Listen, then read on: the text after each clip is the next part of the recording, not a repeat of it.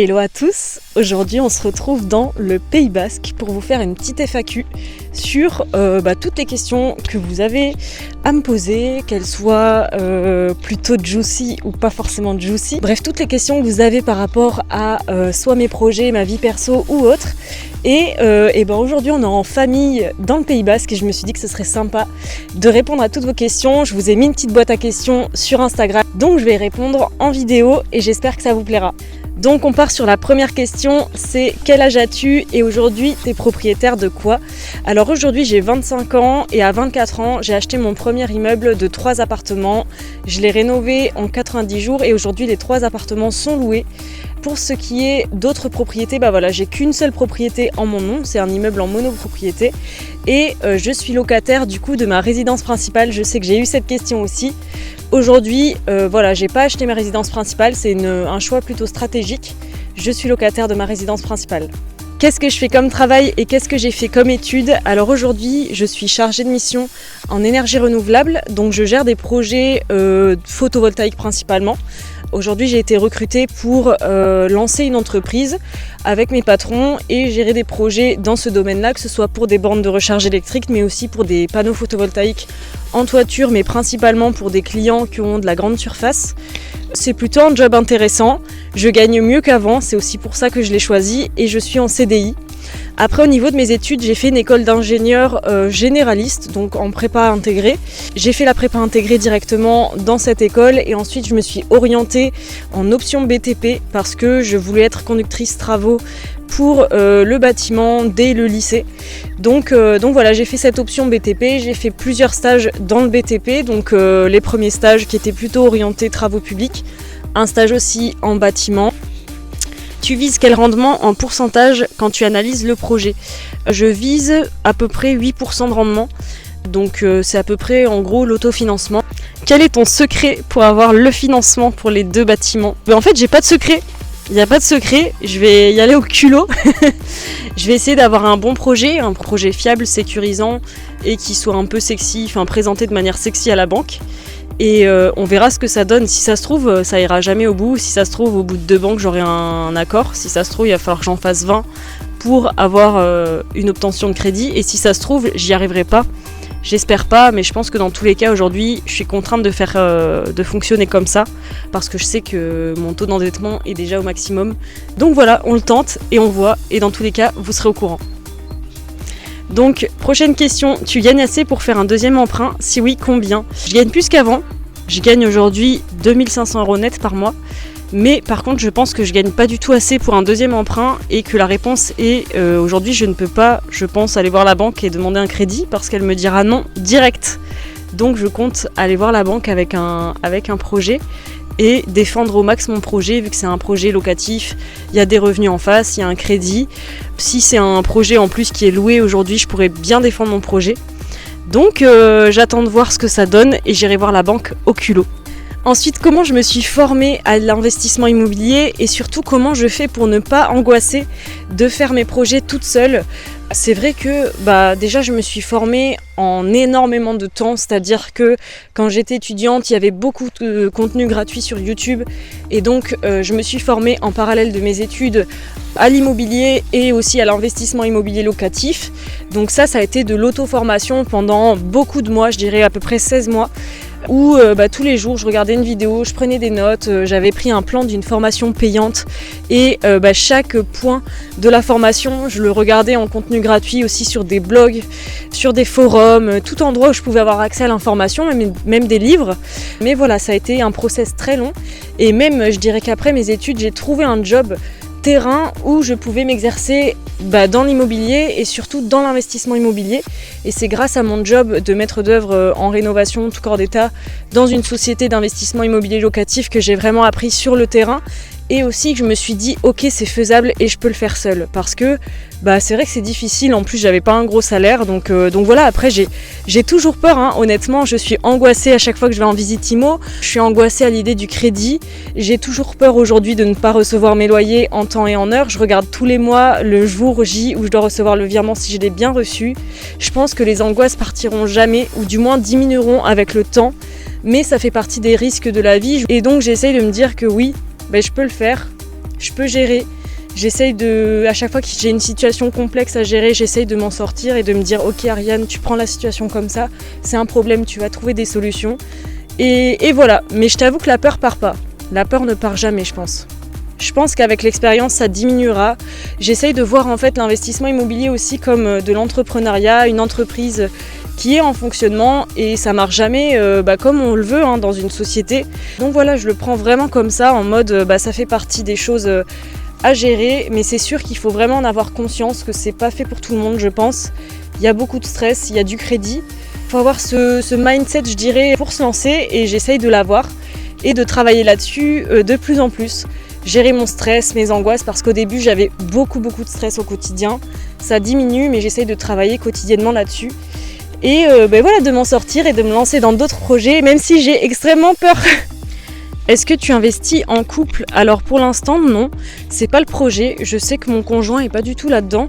J'attends que lui soit prêt pour pouvoir faire un projet avec moi. Je sais qu'aujourd'hui il serait potentiellement prêt, mais je préfère d'abord avancer toute seule pour sécuriser mes finances personnelles. Après je pense qu'on pourra potentiellement acheter ensemble, ça pourrait être intéressant et moi ça me permettra aussi de pouvoir acheter plus avec le salaire de mon conjoint également. Donc on est ouvert à faire une opération ensemble. Maintenant c'est pas encore le projet, j'avance toute seule pour le moment. Voilà, c'est à réfléchir, mais pour l'instant c'est pas ma stratégie. J'aime bien me lancer des défis un peu en solo comme ça, c'est un peu plus mon truc. Comment j'ai appris à faire toutes ces négos et à éviter tous les pièges dans lesquels on peut tomber lorsqu'on fait une offre? J'ai envie de vous dire les gars, je crois que c'est l'expérience. Je pense que j'ai visité plus de 100 biens sur les 2 ans d'expérience que j'ai eu avec mon job. Il y a eu beaucoup d'immeubles visités qui étaient des daubes et tant mieux parce que du coup ça a été hyper formateur pour moi parce que je suis dans un secteur où les gens n'ont pas forcément beaucoup de thunes, les biens sont très peu entretenus, les immeubles ont été divisés à l'arrache et aujourd'hui il y a énormément de pièges dans ce secteur-là, donc il a fallu que je me méfie et que je fasse attention. Et en vrai aujourd'hui à force de me noter chaque point sur lesquels je dois regarder, chaque point problématique à checker avant la visite et pendant la visite. Aujourd'hui, j'ai assez d'expérience pour me positionner rapidement et aussi vérifier tous les pièges. Et je pense que maintenant, j'ai l'œil, on va dire, aiguisé en visite IMO. D'ailleurs, tout le monde me fait la remarque quand je vais visiter un bien, j'ai toujours la remarque « Ah mais vous avez l'air connaisseuse, ah mais vous travaillez dans le bâtiment » et en vrai, je suis flattée parce que je me dis c'est toute cette expérience qui fait qu'aujourd'hui, je suis efficace, même si je perds quand même beaucoup de temps en visite, ça arrive. Mais je pense que c'est l'expérience qui a fait tout ça.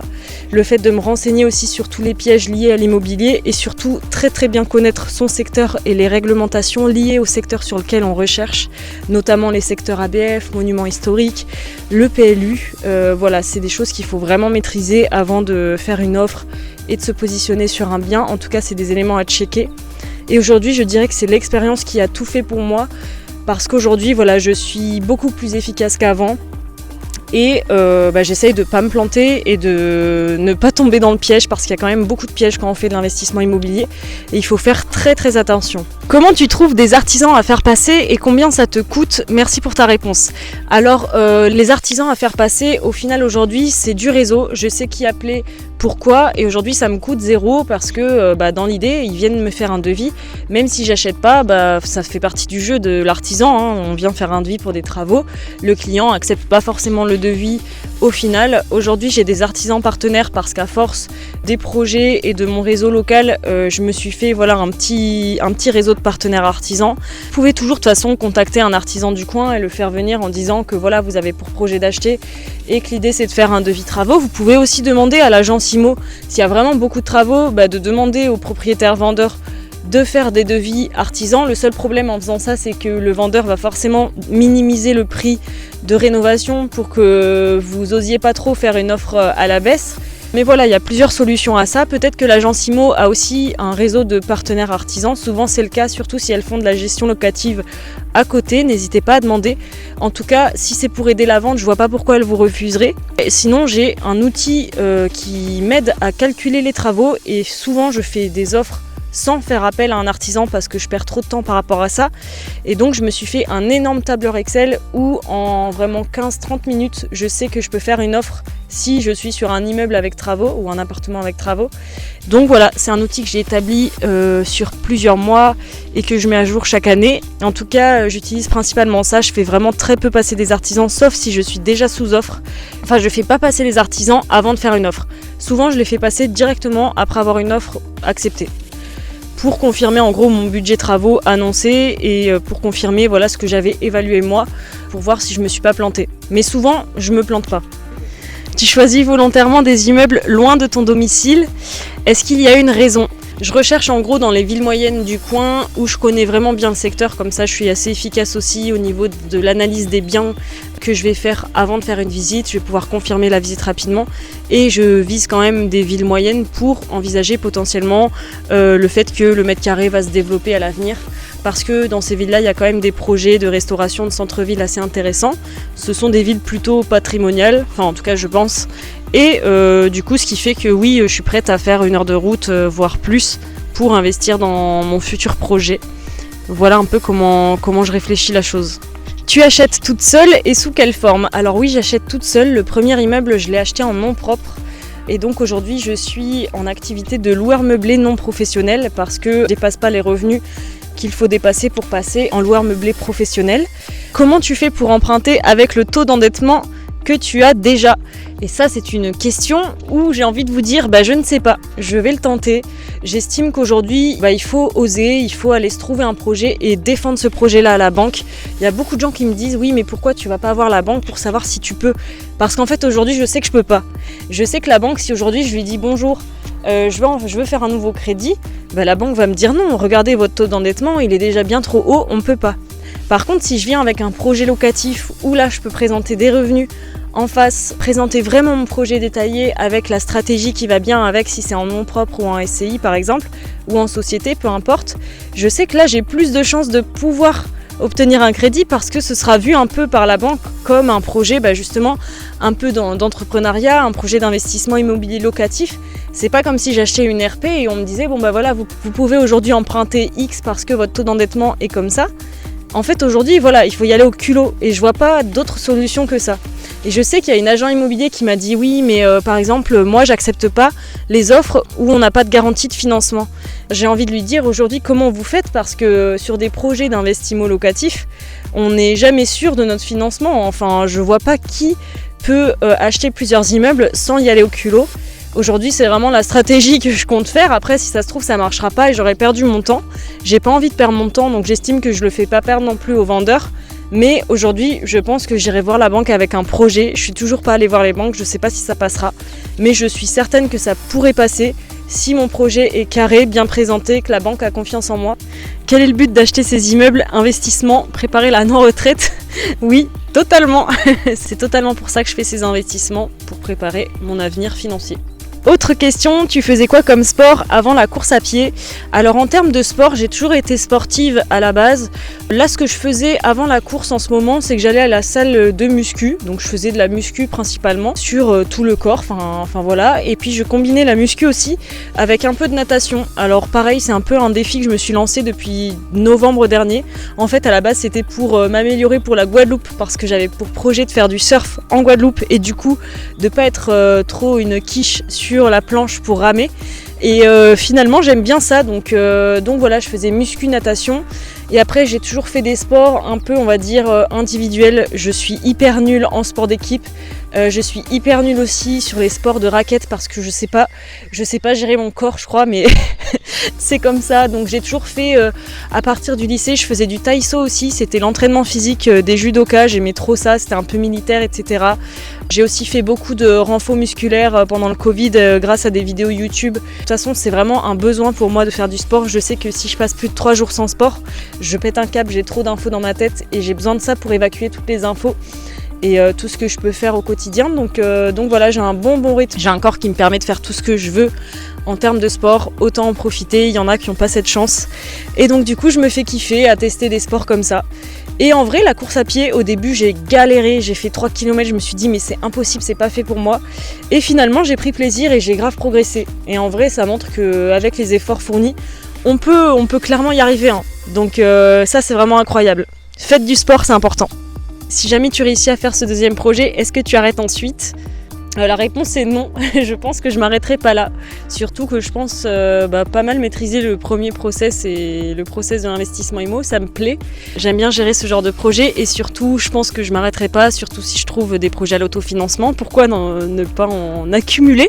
Pourquoi pas trouver d'autres associés, mon conjoint, ma famille, pour faire de plus en plus de projets et encore plus sécuriser mon avenir financier. Donc en vrai, je pense pas que je m'arrêterai là. En tout cas, voilà. J'espère que la suite sera encore meilleure et qu'il y aura de plus en plus d'investissements par ici. En tout cas, je pense pas que je m'arrêterai là. Et si tu es intéressé de savoir la suite, n'hésite pas à me poser tes questions en commentaire. Je répondrai à tout le monde. N'hésitez pas aussi à poser un petit pouce bleu et à vous abonner pour ne rien rater de mes prochaines vidéos. On se dit à bientôt.